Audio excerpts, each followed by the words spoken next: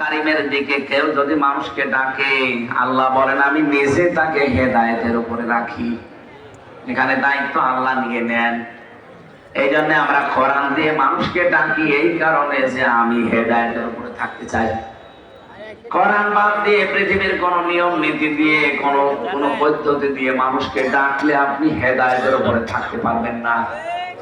ফাকাদ হুদিয়া ইলা সিরাতিন মুস্তাকিম।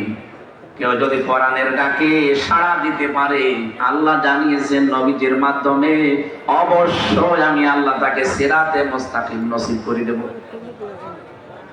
এখন থেকে তাহলে জীবনে যতদিন বেঁচে আছি কথা শুনবো কোরআনের, কিসের? আরো জোরে।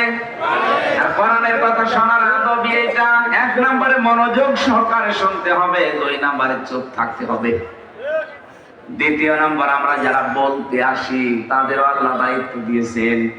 ওয়াকাযালিকা ওয়ানসালনা ইলাইকা যিকরা লিতুবাইয়িনা লিন-নাস মা নুযিলা ইলাইহিম ওয়া লা'আল্লাহুম ইয়াতাফাক্কারুন।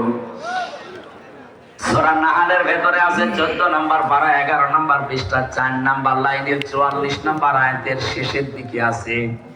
এটা ইবনে কাসিরে আছে। আমি যেখান থেকে রেফারেন্স গুলো পড়েছি ওইটা বলছি। আল্লাহ পাক বলেন, হে নবী, এই কোরআন আপনাকে আমি দিলাম, শুধু সোমা খাবেন আর মাথার উপরে রেখে দেবেন না।